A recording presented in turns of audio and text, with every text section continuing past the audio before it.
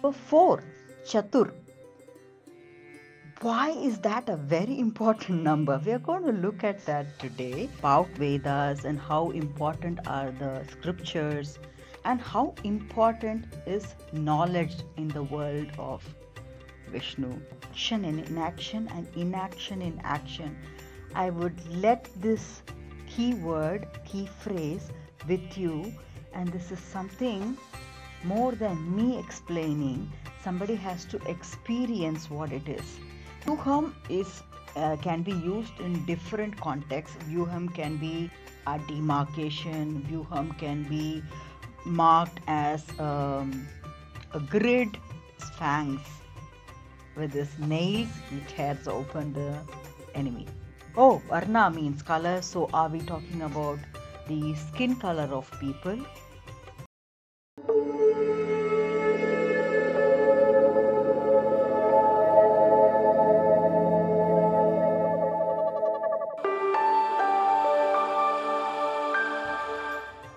Om Namah Shivaya, Om Namo Narayanaya, Jai Shri Ram. Welcome back to the Clay Studios oil painting vlog number 15 of Sri Vishnu Sahasranamavali. This is a oil painting that is following the principle of Calligram or Micrography to paint the names, 1000 names of Sri Vishnu. Along with that, I am also trying to learn the meanings of it. I thought it will be a great idea to share whatever I am learning along with you. And that's exactly why we are here on this weekly vlog. As I mentioned, this is vlog number 15, which means we have already been through some of the names. In each video, we are going through about 10 names. And not just the meanings of the names, we are also trying to connect the dots with some nice storylines from Sanatana Dharma and also some of the verses from Srimad Bhagavad Gita. This week we are going to cover 131 through 140 names of Sri Vishnu, and along with that we are going to look at a number today, a number 4, Chatur. Why is that a very important number? We are going to look at that today, and also we are going to look at something called Varnaashrama. We touched base on this in last week's verse, but I just decided to have this as a separate discussion for this week. So if you haven't looked at it, please do check out the previous videos and come back so that you can finally connect the dots, understand, enjoy, and further have a nice debate on this subject. So without much ado, let's get on to today's verses and their meanings. Starting with the 131st name, Om Veda Vide Namaha. One who knows all the Vedas is the meaning of it. This is the concept that we had discussed in the last video as well. So about Vedas and how important are the scriptures and how important is knowledge in the world of Vishnu. That's the meaning, and we now move on to 132nd name, which is Om Kavaye Namaha. This means one who sees everything. This is also something we have looked at in the past. He is within us. He is within every cell of the body, and he is also being this witness to all the actions. That's the meaning here, one who sees everything. 133rd name is Om Lokadyakshaya Namaha. This means he who witnesses the whole universe. We just talked about he is the person who sees.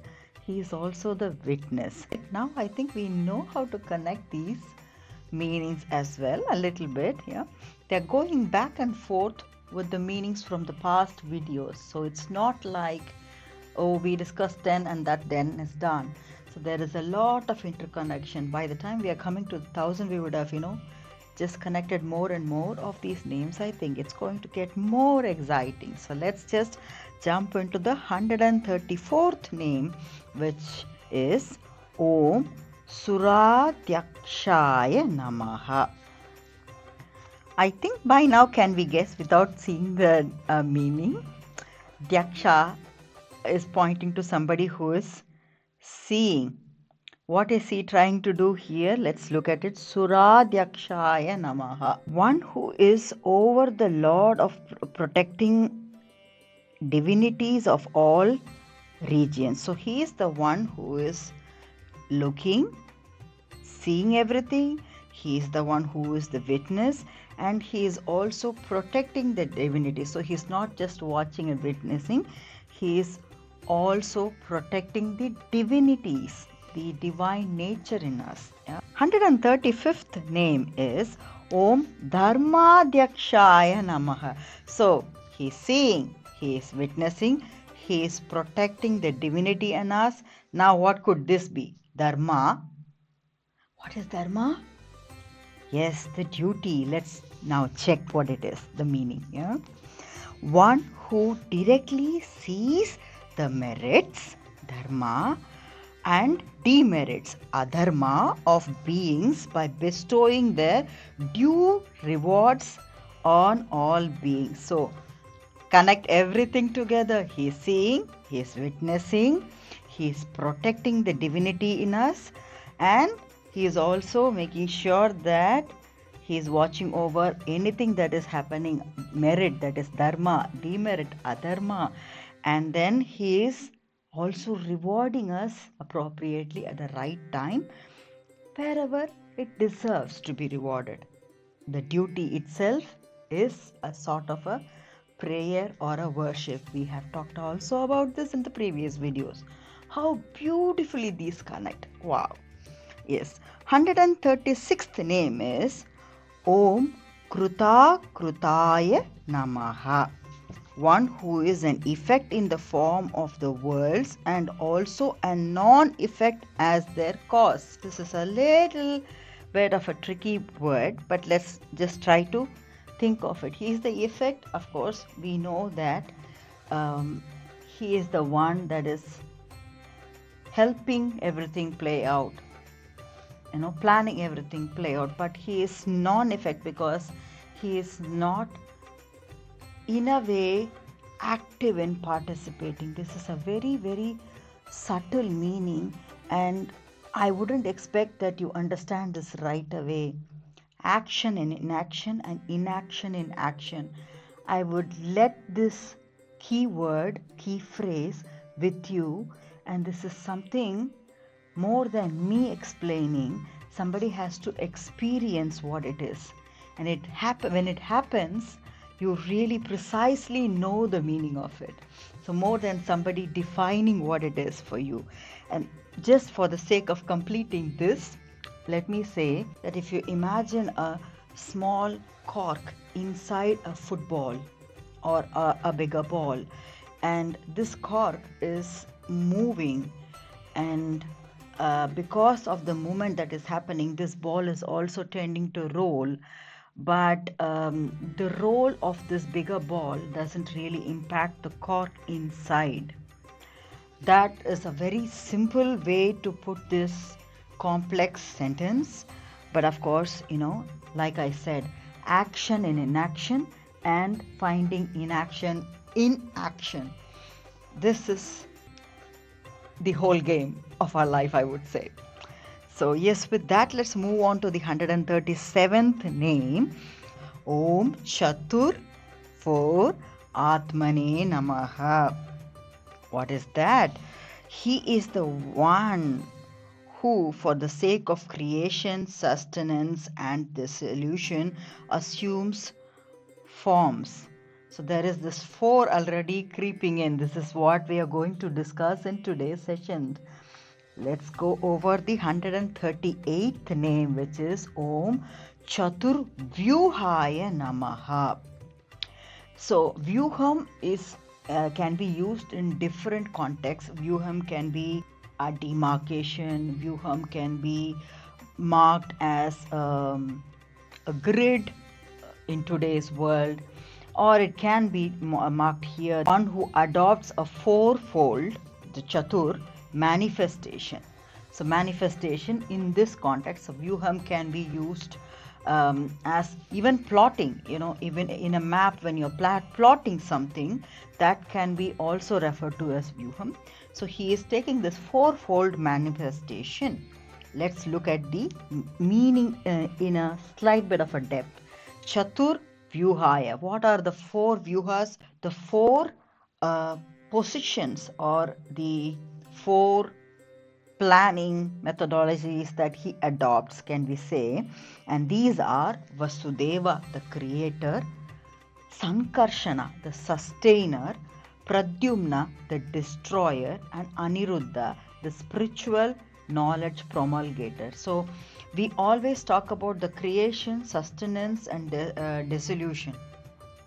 There is this fourth aspect, that is the spiritual knowledge. Why is that needed? Throughout the process step of any project, any activity, there is something you're getting started with, you're doing something, reaching somewhere and maintaining it, and there also is a close. Somewhere down the line you close the project for some reason, or the time lapse itself is done with. But throughout that, what is the red thread that lies? There must be some values and principles based on which you might have started it and run it and then come to a close. That red thread, it is the spiritual knowledge, and that is why it's this fourfold manifestation. Vasudeva, creator, Sankarshana, sustainer, Pradyumna, destroyer, and Aniruddha, the spiritual knowledge promulgator. Okay, so we know a little more of this Chatur magic. Let's look at the 139th name, Om Chatur Dramshtraya Namaha, one with four fangs in his incarnation as Narasimha. This was also discussed in one of the previous vlogs where we talked about a little baby boy Prahlada that was actually born in an Asura family, but then he is a ardent devotee of Sri Vishnu.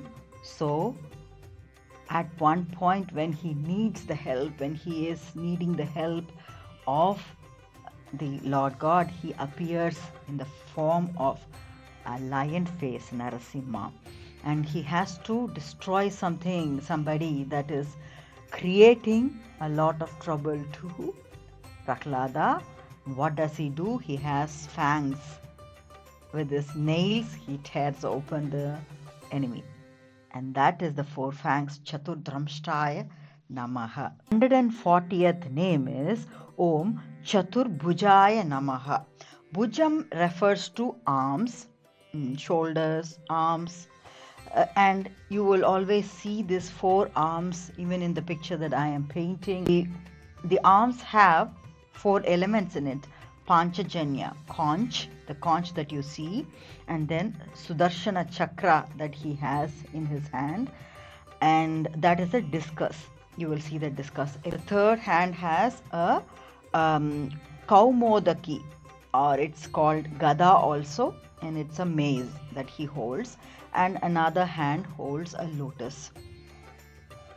So this is the four arms, and with that we complete the 140 names. We did look at the word Chatur a little more in detail, but I think we will also look at one more Chatur that he created. That's a very important Chatur with very important number 4. What is that? That is Chatur Varnam, colors, and this is something that we touched base in the previous blog. So we are going to discuss that definitely with the help of Srimad Bhagavad Gita, of course. This is Canto number 4, verse 13. Chatur Varnyam Maya Shrishtam Guna Karma Vibhagashaha Tasya Kartaram Api Mam Vitti Akartaram Avyayam. Chaturvarnyam refers to the 4 divisions of human society. So the colors are referring to 4 divisions of human society. Maya is also in this context pointing to by me, meaning the Lord. Shrishtam, created, so created by me. Guna, of quality, karma and work. In terms of vibhagashaha, in terms of division, tasya, of that, kartaram, the father, api, although, mam, me. Vidhi, you may know, akartaram, as the non-doer, avyayam, unchangeable. So I'm just going to read the meaning here with the complete context in English, and then we will discuss it a little more. The four Varnas, the class partitions of society, were created by me to harmonize the differences in aptitude. I'm going to repeat this, the differences in aptitude and the works predominant amongst humans, though the author of everything, that is me, the immutable Lord of creation, to be truly a non-doer. So, the Varnaashrama system is something that is always debated most of the time, and it is unfortunately misunderstood. We have understood as different religions. We have understood as, oh, Varna means color, so are we talking about the skin color of people? And we are dividing people, unfortunately, on that basis. But this system definitely did not mean the color of the body. It had something more deeper, and I'm just going to refer this from another book, what exactly each of the four referred to from the perspective of the Lord himself. The Chatur systems, Varnam, were created on the basis of the guna. Remember, the word guna was used in this. So guna is what? Quality. And here also we looked at the word aptitude. So what is your inner duty? Did we discuss this before? Yes, we did. So on the basis of your natural quality, you might tend to like some kind of work. On that behavioral sense, behavioral science basis of that, we were divided into four groups. And those are the four groups. And when I name the names, please do not misunderstand. These are unfortunately used in different contexts today, and these are used as religions or castes, and say that if you're born in that religion or a caste, then you are belonging to that category. No. Before even I start setting these names, saying the names out, I would definitely mention that these were not divided based on the birth. It was decided based on your gunas, your aptitude, your own personality, liking. So your sattva guna, the first guna is sattva guna, is something, very balanced mindset. And this kind of mindset will seek a kind of work that involves a lot of intelligence, research work, analytical work. You will be of a personality that is interested in that, and that is a category called Brahmins, titled Brahmins, from the perspective of what? The guna, which is the aptitude, nature to be intelligent, nature to be in the world of research and analytics, doing a lot of work in that kind of interest, and they will suit better there because of the nature. So if you are born in another religion or another culture, but are somebody who is totally analytical, you fall under this category. It's the nature that you have inside and not the skin color. The second is a personality that is more of Rajaguna. A little Rajaguna means a little more dominant personality, wants to lead, and that is called a personality that will be happier doing the work of a warrior, maybe being in the army, navy, air force, or doing some administration. Even when you do a business, doing the leadership roles, you will thrive because you like that. The rajas inside you will want such roles. You will be happy doing it, and the people who work for you will also be happy working for you, because that's your inner nature. And this group is called Kshatriyas. The third of the Chatur Varna is a personality that has a mix of Rajaguna, that dominant personality, and also a little bit of Tamaguna, slight bit of laziness. It's a balance, but they can manage. Yeah, they are not totally into leadership, but they can, they can partially do a set of activities and take some commitment and do something. And they are called Vaishyas. They are, by nature, they will be happy doing any kind of productive activity. You can give them a set of work, and to make them produce something, they will be really happy, will be very happy doing that kind of a work. The fourth belt, a fourth of this varna, is called Tamaguna. The Tamaguna is of a nature that is, by nature, I don't want to take some risk. I would want to be, it's not that I am lazy, but I just want to be a little safer. I want to do a set of activities and run my life very simple, and I'm happy with that. I will not complain. I'll be very happy with that kind of a lifestyle. That personality will be more fit in for a routine kind of activity. You can say from 9 to 5, you can give a set of job, and he or she will be happy taking up the job, doing that from morning through night, or from one ear to the other ear, happily and working for you. They are by nature happy doing that. They would not prefer any leadership or anything. Maybe a slight bit of responsibility, but not too much. And they are naturally not risk takers, can we say. And they would be called Shudras. So it's not at all based on the skin color and not based on the birth. What is it based on? The personality that you hold, your inner personality, your duty, the person that you are, the personality that you are, is defining who you are in this part of this, manifestation, the Chatur Varnam, the 4 Varnaashrama that was set by Lord Vishnu. I hope this helped you in understanding this complex topic a little bit.